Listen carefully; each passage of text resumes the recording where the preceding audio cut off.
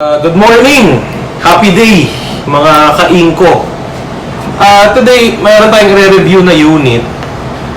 Self-leveling line laser. Pero ito, more compact edition to kaysa dun sa ordinary natin na na laser level. So ito, unboxing to.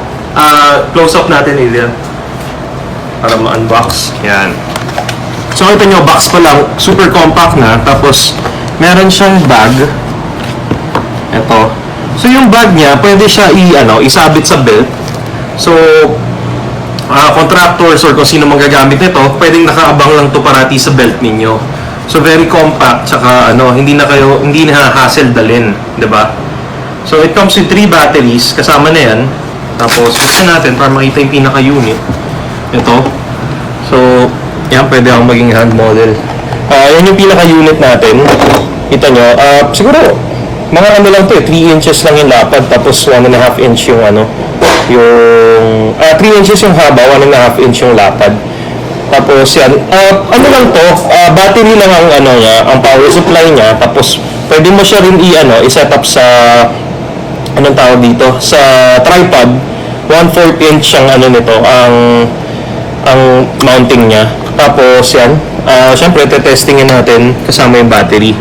So, negative, tapos ang positive. So yan. Okay. So, ito. Kikita ba? Ayan. So ito, self-leveling to sa up hanggang 4 degrees. So meaning, lapit natin dito, Adrian. So pag ganyan na view. Meaning, pagka tinilt ko to ng konti, ayan, magle-level pa rin siya mag-isa.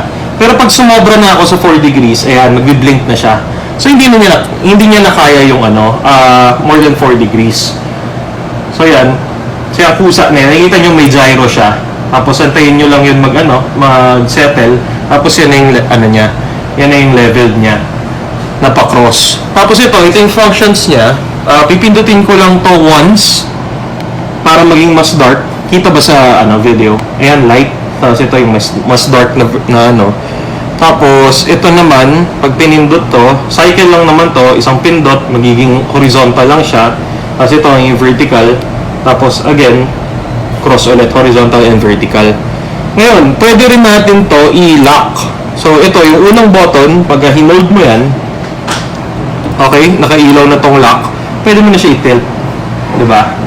So for those na ilalagay ninyo, may design kayo na ilalagay, o kaya yung tiles ninyo, gusto ninyo patagilid, or ganyan, may angle, or hagdan. So yan, pwede nyo siya i-set na nakaganyan. Diba? Kung ilang degrees ang kailangan ninyo habulin. Diba? So ito, very compact, very easy to use, easy dalhin, diba? Tsaka ang easy i-set up. So, alternative to dun sa ordinary natin na laser level. Gusto ko pang ipakita ng feature nito. Ito may dalawang powerful magnet kasi ito sa likod. So, kung option din 'yon para hindi ka na mag-mount, hindi ka na mag-tripod. So, ipapakita ko dito. So, ito, ko dito, itatama ko dito sa ito kasi metal, wala akong metal doon eh. So, dito yung metal ko. So, tingnan natin kung gaano ka powerful, di ba? Sheesh. Sobrang lakas nung nung magnet niya. Kita nyo naman. Di ba? So, dikit ka agad, tapos on natin. Yan. Oh. Yan. So, makikita niyo dito. So, yan na yung niya, yan na yung projection niya. Actually, umaabot niya hanggang dito eh, sa wall. So, depende hanggang saan nyo.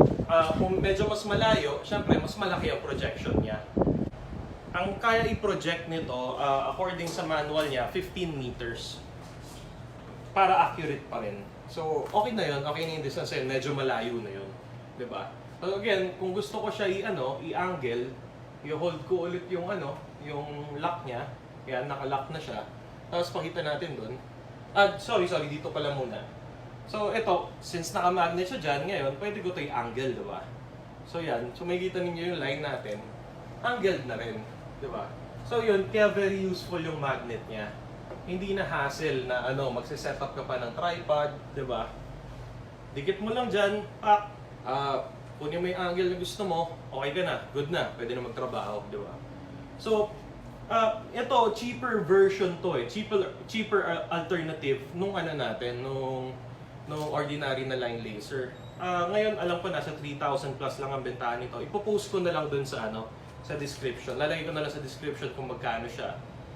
Tapos, pati yung address namin, details, contact number. So kung kailangan ninyo tong unit na to, available to sa akin. Kita nyo kung gaano kalakas yung magnet. Talagang effort para matanggal ko. So ito on and off lang naman. So yun, magnet. Meron din siyang ano dito sa likod. Parang lagayan ng hook. 'Di ba? Para, for instance, yung ginagawa ninyo, wala talagang mapagkakabitan ng bakal, di pwedeng magpako muna kayo saglit, isabit nyo siya doon. 'Di ba? So yun. Anong tawag nito? Self-leveling line laser. 0 to 15 meters. With powerful magnet, very compact. Available dito sa Inco Tools Kabuyao. Matalsik pa yung laway ko. See you!